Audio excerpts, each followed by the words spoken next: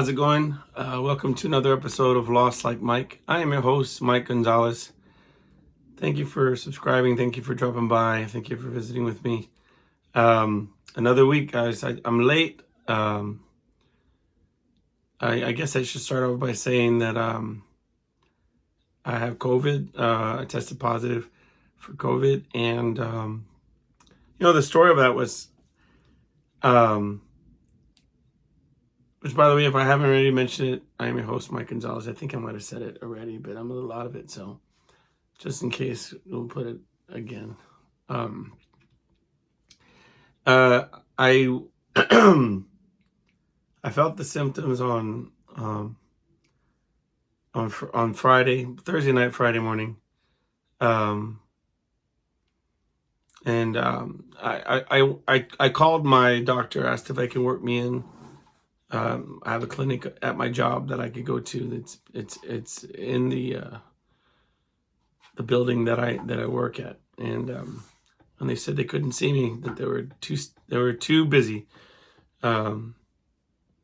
which is kind of weird because I've called in the past and just asked to get worked in for a test, and they won't be able to hang out with you. They won't be able to say nothing to you, but they'll check if you're contagious and kick you out. You know what I mean? But I figured maybe there was a big influx of sick people. You might hear a lot of fighter jets in the background. I'm kind of disclosing. I got sent home from work today. This little spoiler alert. At the end of the story, I got sent home on this Monday. And I live close to an Air Force base. And say they do their practice flying circuits where they make sure all the jets are cool and stuff. They just it's like you're driving around your car every now and then to make sure it doesn't get stale or whatever. I guess it's the same with $1 million jets. But so occasionally you'll hear them because they're doing their flight patterns, their little loops. Anyway, so back at the front, I was so I felt like garbage on Friday, and they said, "Nah, well, we can't see you. Go to your primary." And I said, "You are my primary." And they're like, "Oh, we just can't work you in today. So do you want me to schedule you Monday?" And I'm like, "Monday, you're going to tell me what I had. You're not going to tell me what I have. Right? You're not going to treat me for what I got. You're just going to be like, oh, well, you were suffering from whatever it was." You know what I mean? So that being said, I went Friday just feeling like garbage. I went to bed. And we'll talk a little bit about Saturday. I had to play a show, and I had my daddy-daughter dance, which we'll talk about. So I guess I could just walk you through the weekend. So, yeah, man, I got up knowing, I was just sick. And my wife was like, I'll sub in for you and I'll take the baby to go to the daddy-daughter dance. I'm like, no, man, it's a big deal to me. I really want to go. It's huge to me to do it. So I said, hello, high water, I'm going. Okay. So she said, we'll see how you feel, because you're also playing a show. And my symptoms were pretty much my body ached. I thought I had the flu. My body ached, my head hurt, I had a cough. I was drinking a crap ton of water. I just couldn't lose my voice. I wanted to make sure I could sing. And so I had a bit of a cough, and that was about it. Yeah. No real sinus pressure, too much that I'm not from the nose part, you know what I mean? Meaning I had my head hurt, but I could breathe okay, if that makes sense. So I went to the show, and my cousin told, and incidentally, I don't blame my cousin for getting me COVID, but he was coughing on Monday when we played together, and he said he tested positive for COVID on Wednesday, but he didn't tell me that until Saturday when I told him, "Nah, dog, I'm sick, man." So by the time I got to Thursday, he probably did get me sick. Okay, because homeboy coughs. All right, he he was coughing a lot out in the air, like it was his, But anyway, plus he had COVID. He got COVID, and then his girl got COVID also.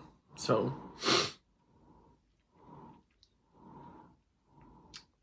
anyway, let's not place blame. But thank you for the COVID. I was playing. No, but okay, so he calls me up and he's like, yo, they're having some kind of parade downtown. So be aware of that when you're trying to park. And I already there was a traffic accident on my drive there. So I was already like 10 minutes out. So I was like, dang, man, I'm going to have to, I just said, you know what? I'll just park out here. And I jogged with my backpack with a gallon of water in the bag. You know what I mean? And jogged about 4 blocks to get to the show. But actually, it was beneficial, in a weird way. Probably not long term, but in the short term, it opened up my airways and everything. And I was able to sing, And then I head home and I bought... all credit goes to my mother-in-law who suggested that I buy a James Avery charm to commemorate the daddy-daughter dance. I bought a bouquet of flowers charm. Because last year I bought her flowers for the daddy-daughter dance, but I felt like there should be something that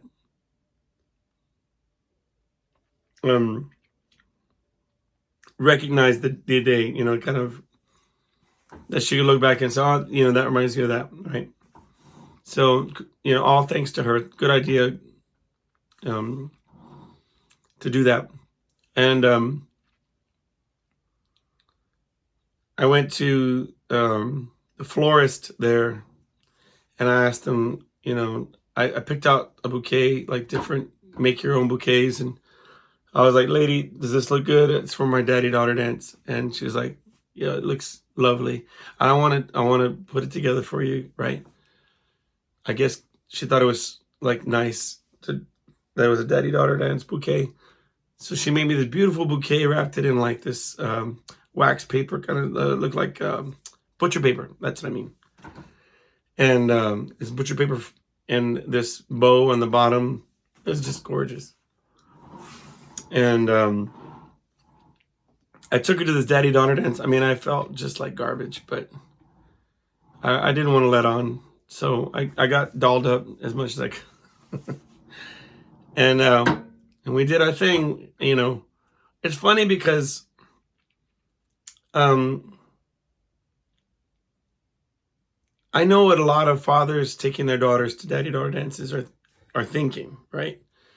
You want to have these special moments at these daddy-daughter dances. And what does that consist of? It's like dancing a slow dance, you know what I mean? So you can remember when they're having their wedding day or whatever, right? Well, last time we went, she wanted to do some of the same things that we did the time before. And pretty much we go to these different photo booths areas, and they took photographs of us like with different backdrops. And she looked adorable. She had her hair all in curls. Maybe I'll show a picture. I don't know. But I'm like, let's go out on the dance floor. Like, cause we're at the house. We do dances all the time. Like, she'll play music and we'll goof around or whatever. So I'm always like, well, let's just get on the dance floor. But we danced to, I think we did like the Cupid Shuffle or something, No, the Cha-Cha Slide. Yeah, one of those line dance ones. And I walked her out to do a slow dance or two. I taught her how to slow dance, and then she's like, it's not my thing. I don't really feel like it. I don't like this slow stuff. And so we're like, cool, whatever. But I was like, I'm just going to be present. I'm going to be in the moment. We're going to have fun. And they had balloons everywhere. And they had those last year too. They had balloons. And she liked tossing the balloon back and forth in like this sort of like balloon volleyball kind of thing. And if the balloon would hit me in the face, she would laugh. And then if it hit her in the face, she would laugh. And it reminded me of the story when I was young. I remember playing in the backyard of my then house with my brother, and it was like dusk. It was like the sun was about to go down, and we were playing. We were juggling soccer balls, like like when you kick them with your knees and your feet, and we played a game called 21 where you would try to keep it up in the air, like, but have to change, like, I'm gonna do, I'm doing them on my knee, and then I kick it with my foot, and then back up to my knee, and then side kick, or whatever, kind of like soccer moves, and try to get to 21 without dropping it, or get, and then if you dropped it, then the other guy would go anyway. And I remember this one particular evening, we were starting to play fewer times, and the times we would play were fewer and far between. And I remember this one evening, and the sun was going down, and he already had agreed that we were going to play until the sun, like when the sun went down, we were going to have to call it. And I just remember saying, I just want to keep doing this, and I don't want it to end. I just, you have that feeling like, like this is going to matter to me someday. And I was reminded of that when we were playing, because of course I wanted to like tell her, let's go out on the dance floor and get the slow dance in. But then I realized that it was that juggling and passing the balloon back and forth and laughing, and that I wanted to last forever. And I saw these different daddies with daughters at various different ages, and they all had different sort of attitudes. And the smaller little girls and stuff were goofing around and playing and having a good time and whatever. And I'm always telling my daughter, stay little as long as you can. Like some of our friends and some of the people that we know, you know what I mean? Everybody's in a rush to like some of these guys have their daughters dressed like, I mean, I'm not saying trampy. I'm just saying, like, when people dress like inappropriately, like old for their age. I don't know how to say it. They're children, right? My daughter had on this cute, like, long sundress with like a shawl, like a sweater over it. And she looked like adorable, but you know what I mean? She's 9 years old. But there were younger kids, like, and they were dressed like Jessica Rabbit. I'm like, what? For what? Like, it's a daddy-daughter dance. Like, not like, a brunch at the Epstein Islands or whatever. Anyway, so we sat there and played with the balloons and took as many pictures, and we made these crafts that they had at these tables, and we just hung out, man. And I was like, and it was already late at night. It was probably past her bedtime. And I told her, I said, listen, when you're ready to go, we'll go. She's very good about this. And at one point she was just like, so when is this over? And I'm like, amen. She's like, because I'm really tired. And I said, that's it. Let's go. We're good. We did like 3 dances, and then did the crafts and the pictures and play with the balloon, like to the point where like we were sweating. We were playing so much. But geez, man, there was one picture that they took. We sat down on like one of the photo booths was like a bench, and you sat down on it, right? Of course you sit down on it. It's a effing bench. I sat down and they took the picture, and in your mind, it's like this sweet picture, right? And then they'd show it to me, and it was like, I would just, I just looked like a bear. I looked like a big bear, just all belly, and I was like, cheese and crackers. What happened? Well,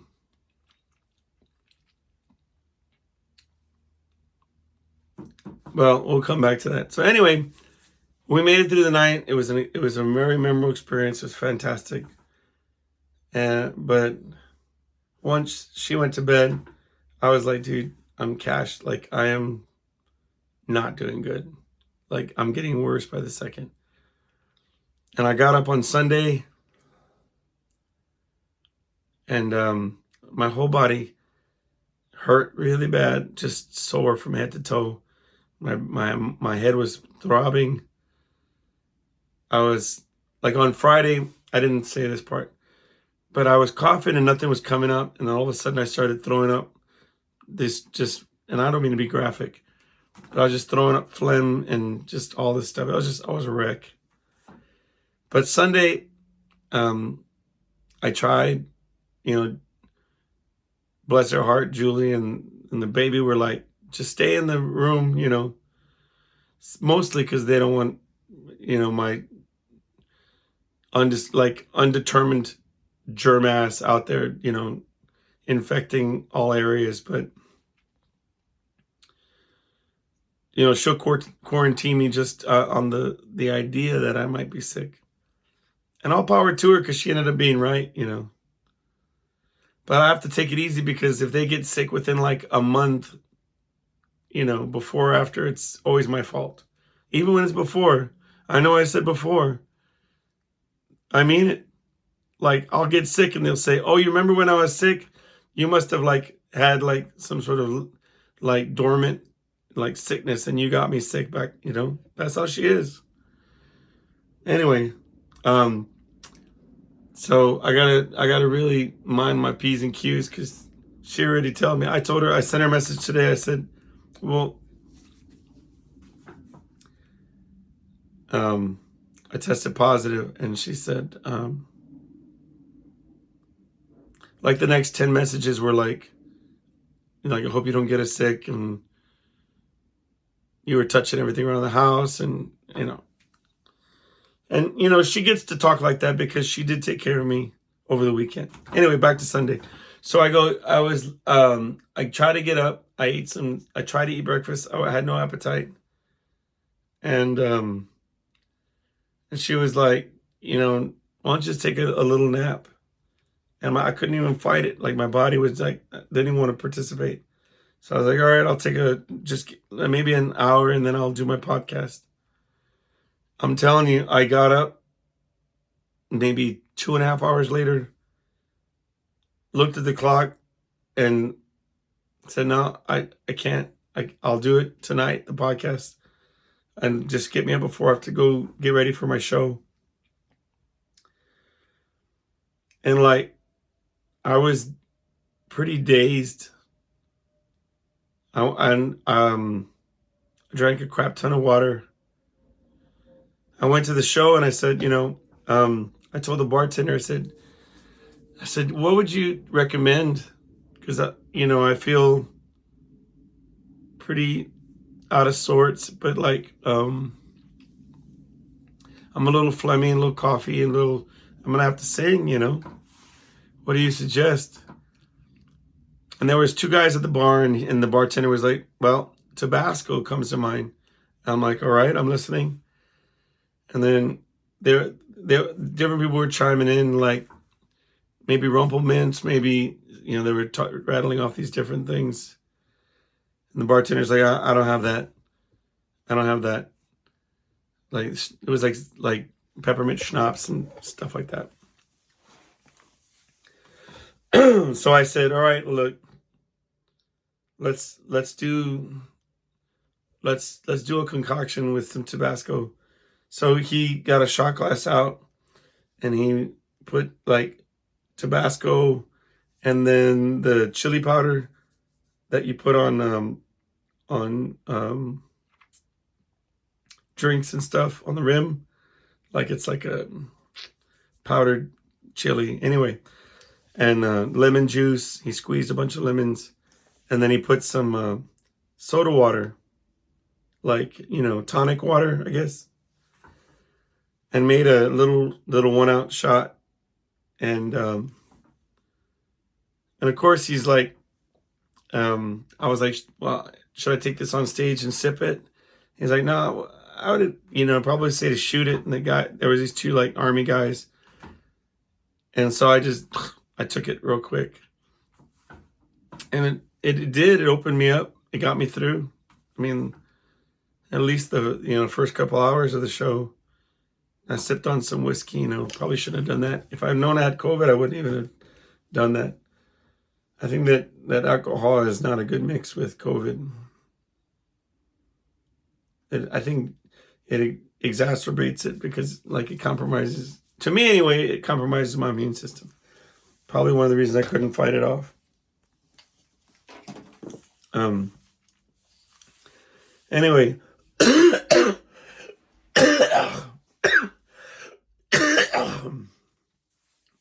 Anyway. So, I left my drink in the other room, by the way. All right. So, pretty much I got home surprised that I made it through the show. And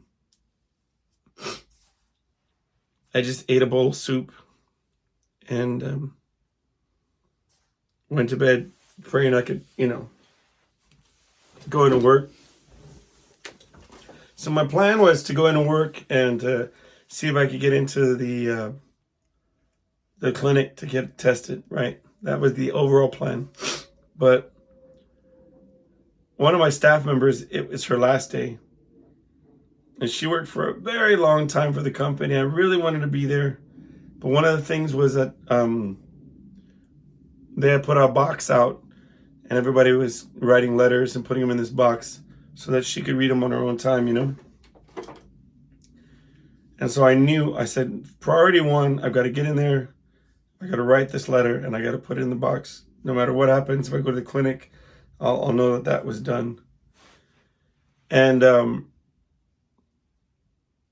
I arranged for everybody on my team to get a chance to go say bye and all this kind of stuff. And then it occurred to me, I said, you know what? I cannot go and say goodbye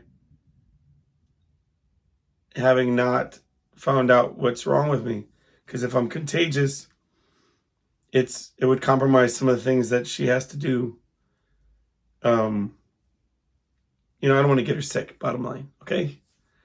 So I went in the clinic. Now, mind you, I thought I had the flu because Sunday I was trash. I was just like body aching. And when I associate body aching with the flu, you know what I mean?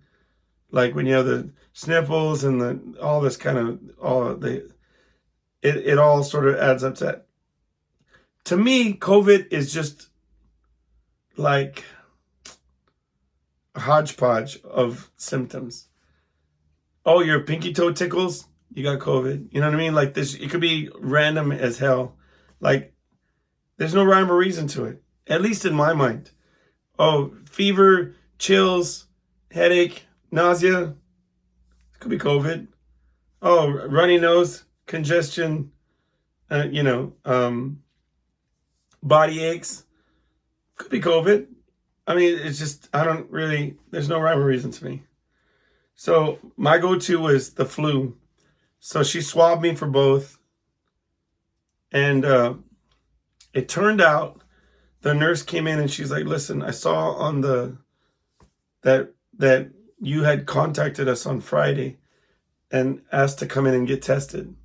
But there was somebody manning the phones there at the clinic that day that wasn't from the clinic. And she didn't know better, that she acknowledged that I'm the primary. My primary doctor works out of that clinic. And that she should have said, go ahead and come on in and get tested the way they did today. because I called. I said, yo, I got these symptoms. I'm pretty sure I got the flu. And they're like, look, we're booked up, but come by. We could just do the test real quick. And then, but the doctor's not going to see you. They're just going to test you. And yeah, you know, if you're good, you go back to work. If you're not, go home. So I was like, that's all I wanted. That's all I wanted Friday, was just to know what I had, if nothing. Because I've gone in there before, all symptoms. And they took the barrage of tests and I was fine. It was like allergies or some garbage. Anyway, so they gave me the gamut of tests, and then she said, look, I'm waiting on the second test, but you're already positive for COVID. And I was like, dang it. You know, that's the last thing I thought I had nor needed. And even everybody's attitude about this is different this time for some reason. But long story short, I told him I had left my phone at my desk. So I was messaging with my watch and calling my teammates and telling them to make alternative arrangements, you know, based on my diagnosis, and calling my bosses and telling them that I had to just dip, because that's one of those do not pass go, get the hell out the building like things. You find out you have it, you're done. You're out of there. So I am home now. I had a bowl of soup, some crackers. My dog was like, what are you doing home? Just mind your business. I went and got my bowl of soup, and I'm good. And I decided to go ahead and knock out this episode, because I always said hell or high water, I'm still going to put one out. And after this, I'll probably just, you know, lay in bed and watch a movie. I got to tell y'all something. So I think I might have mentioned in a previous episode, but if you ever go back and watch a movie that you haven't seen in a while, it's messing with me now. It's really messing with me. I believe I talked about watching the movie Silverado. If you've ever watched the movie Silverado with Kevin Kline, Kevin Costner, who's that? Donald Glover. I wonder if he's related to that other Glover guy. It doesn't matter right now. Anyway, if you ever watch Silverado, it's one of my father's favorite cowboy movies, westerns, cowboy movies. It's a really good cowboy movie. Anyway, but when I watched it the last time I watched it, I remembered I saw the bartender. It's this a short older woman, has a bit of a lisp, and the second I saw her, I said, "Yeah, it's a shame. It's a shame she gets killed. I like her character. Oh well, we'll prepare for it. Let's watch it." And I'm watching the movie, and it was so key to the plot in my mind, because she had befriended Kevin Kline. And so I thought this bad dude, the big bad dude, I thought he called the old lady out for like betraying him, for like siding with Kevin Kline, killed her, and then Kevin Kline was like pissed because he killed her, and then went off to try to kill him. Like, it was so, the whole plot was right there in my head. And it never happened. I'm waiting, and she lives to the end of the movie. She made it. And I was like, what movie am I watching? Like, I didn't invent that, did I? So well, I should have said spoiler alert, but I think that if a movie is like from another century, then it's on y'all to figure it out. Like, y'all have needed to watch it already. I'm sorry. But because that was like from like the 90s or something. When was that movie? Like late 80s, early 90s? Y'all figure it out. But I'm going to get, okay. Now let's talk about, I recently rewatched Fury with Brad Pitt, Shia LaBeouf, which incidentally, can I just say that I think that Shia LaBeouf is one of the best actors of his generation. Can I just say that? I mean, eccentric, if people want to call him that. But there's a scene in Fury where he quotes the Bible. And it's so perfect that I don't even know. It just got me. You know, like it was just he did it. Whatever. He's a great actor. I'm just saying it. I don't care. But the next things that I'm about to say are going to be spoilers. So if you haven't seen the movie Fury, about an American tank, a team, like people that are like running a tank in against far superior German tanks during the World War, and following the campaign, into which it's like a massacre, and they're having to do what they got to do, right? Okay, and I've seen the movie. Understand? This is the second time I've watched this movie, but it's just been years. So the following things that I'm about to say will be spoilers. So if you haven't seen this movie, Fury, and intend to, then, you know, skip ahead about a good 5 minutes. You'll be fine. Okay. Spoiler alert. All right. So the movie has Brad Pitt as this tank captain. I'm telling you, when I tell you that I remembered it this way, ending the following way. Brad Pitt is talking to the young boy that joined his tank regiment or whatever, and the boy's telling him he's about to go back home, and Brad Pitt is saying he's going to go back out. He's got more to do, right? The war's not over for him. So clearly that I felt like a whole conversation in my mind about his character doing this.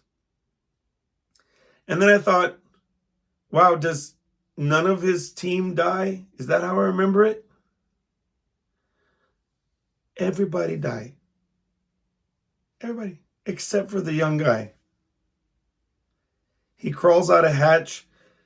He pretends to be, he's like semi-surrendering, and then the German officer is like, you know what, it's cool. You live. I pretend I didn't see you. And then the other Americans come and find him, and they had killed like all these Germans by themselves, just this little team but they got killed in the process. They all got killed. Oh, here. Shia LaBeouf. I just said I thoroughly enjoyed his acting. I enjoyed it the last time I watched it. In my memory, he had an eye patch, because sparks came out and hit his eye while he was shooting the guns. Let me tell you what. He sticks his head out the damn tank and gets shot through the eye. He's dead. No eye patch? What universe am I living in my head? It makes, like, I don't understand. Maybe it's a self-defense mechanism. I don't like movies that have unhappy endings. You know what I mean? Or, right? If it was up to me, then everybody. That's why I don't like more movies, because I'm always like, which one of these fools is going to die before the end of the movie? Because somebody's got to get it. You know what I mean? Like I watched the, oh, well, it had Gregory Peck and Anthony Quinn. And it was this movie about where they had to go um, climb up this hard to climb wall mountain, and then like put bombs in these two big German guns. And it was a little bit easier because like the guys in the movie that I didn't recognize the names, the lesser known actors, I figured, well, for sure one of y'all fools is gonna die, and they did. But that's why I didn't like this other movies where it's like you're rooting for the main character. Like, I won't tell you the name of it, but I just watched one on Netflix. It was a series, like a limited series, and the main character, like on the last episode, gets killed. And I'm like, the hell? Why? Like, I already have enough disappointment on my day-to-day life. I don't need to be rooting for this main character and then they bite it. Like, what are we doing here, man? But I don't want to issue another spoiler alert, so I'm not even going to tell you what show that was. But anyway,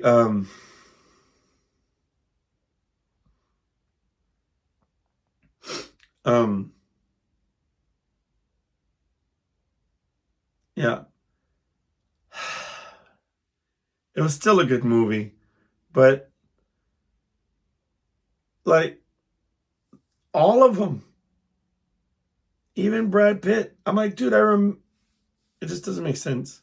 I must do that. I used to have this line, like in Of Mice and Men, when they're sitting and he's like, hey, George, tell me about the rabbits.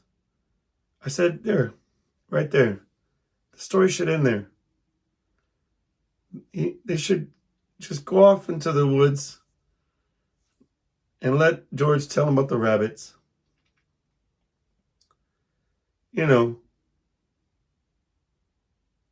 if you haven't read Of Mice and Men or seen the adaptation, it's not a happy ending.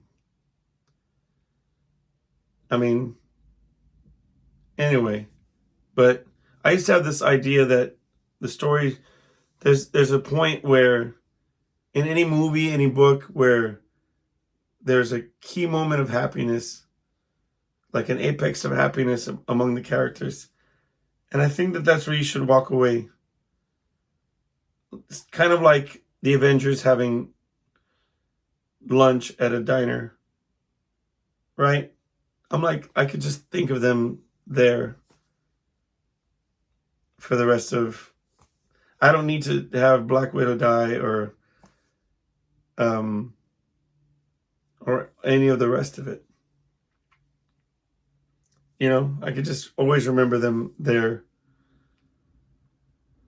So, I could never develop the country song out of it, but the story should end there. There's just a point where, like in this movie's case, where like they had this really rowdy battle with the Germans, and they win. Took a lot of casualties on the other tanks and stuff, but which was sad enough. But they pulled it off. They made it happen. And they should have just been like, credits, let's go. Good job. High five. The war's over. Like there was a point where they were all in the tank and they had really given it to this battalion of Germans. All this stuff was going on. And they had just leveled hundreds of these fools, just bomb, explosions, whatever, and they ran out of bullets. And Brad Pitt's like, yo, is it already been 5 minutes? I don't have to go back on the spoiler. Anyway, he's like, we still got the 50 cal and I got some handguns. We're all right. All right. But the Germans were like, once they don't have any bullets left, like they knew. So they started coming in from all directions. And I thought, perfect. This is the perfect time for the American soldiers to like fly in or like come in guns blazing, and then they're like, woohoo, we won.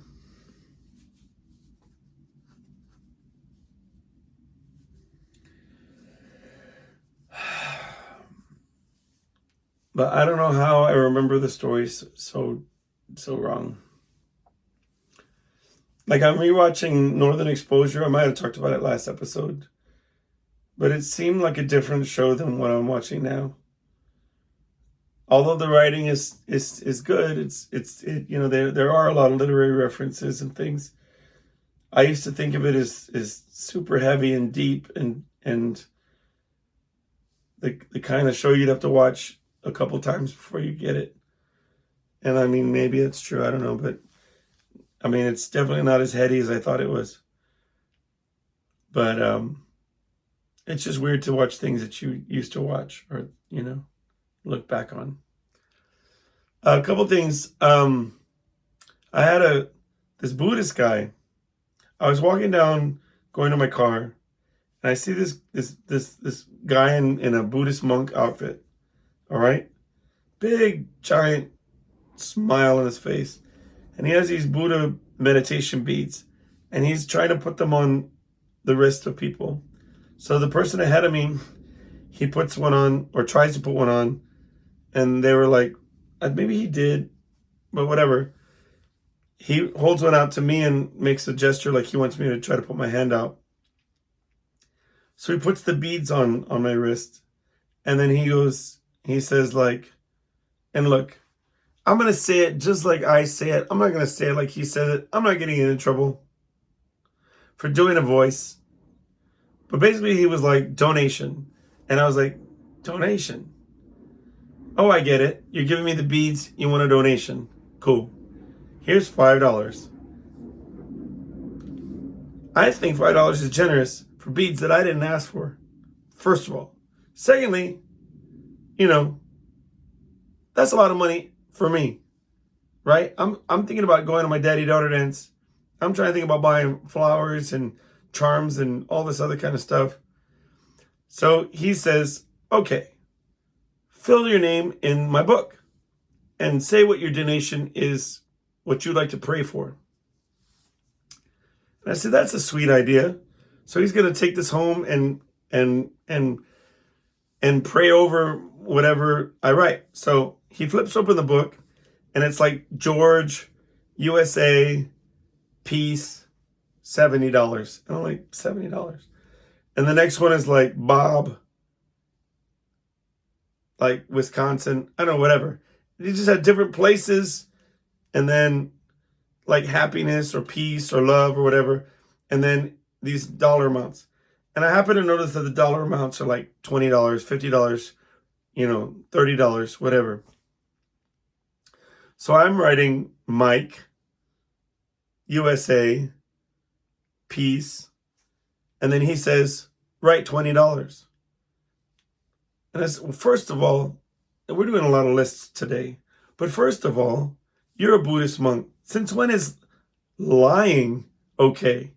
Like, you want me to write 20 even though I gave you 5? $20. Write $20. And then I said, you know what? I get it. You want the numbers to look big, probably why it says 70, probably why it says 40, so that people would give more money. Hey, all power to you, you lying monk. I'll write 20. So then I write 20.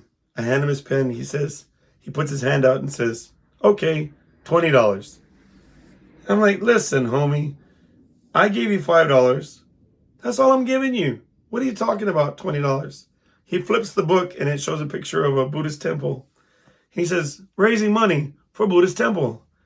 And I'm like, Well, something's lost in translation, friend, because I gave you $5, and I hope you enjoy that $5. I don't have any more money. And he kept pointing at my pocket and saying $20.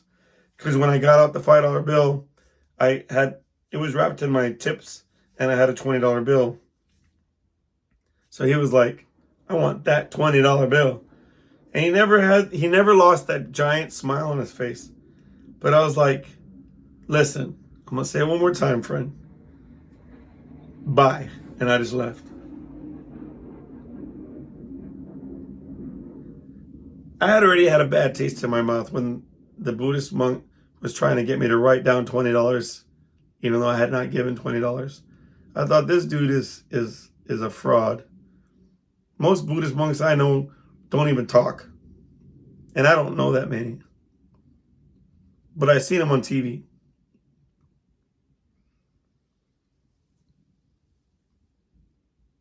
You know? Anyway, I wonder how many people listen to the end of the show. Maybe they listen for 15 minutes, 20 minutes. So I'll put this one at the end. But I was driving downtown. It's 1 o'clock at night. And maybe 1:15 after I finished my show. And it's pretty quiet downtown. And in some areas, very dark. And I see a guy, and he's wearing all black. And the only reason I didn't like slam on the gas and freak out was because he was on a bike. And I don't know too many demons or like ghosts that ride bikes. This was a demon on a bike. Okay. He had on a face cover that was clean white. No eyeballs, no nothing, just clean white. And a black wig. I mean, I don't know, like kind of like the Saw movies, you know what I mean? Or like kind of, I don't know, reminded me of like Alice Cooper kind of, but just like wild, maybe like Gene Simmons haircut or something, you know what I mean? Like where it's like kind of wild, but, and he's just riding his bike downtown, making weird moves with his arms, like jazz hands or something. And I'm like, you know what? I'm not stopping at this red light. I'm not stopping at the stop sign. I'm driving the fuck through. If there was a cop that was happened to be there, I'd have been like, pull me over, bitch. I'm not even stopping. We're going home. Like I'm dust. You know what? Now that I think about it, it wasn't a tricycle like the Saw movie, but he was riding a bike and he looked like the little character from the Saw movie. Okay, you tell me you're gonna stop at the stoplight? You crazy? I hauled that. I drove, fast, man. Anyway, I have not been able to tell anybody that story, so I just thank you for letting me share that with you. All right, guys. That bed's calling me. I'm gonna try to just get some rest. Thank y'all for hanging out with me. Message me at lostlikemike@gmail.com. I'll keep you posted on me getting better, and I'll see you next time. Bye.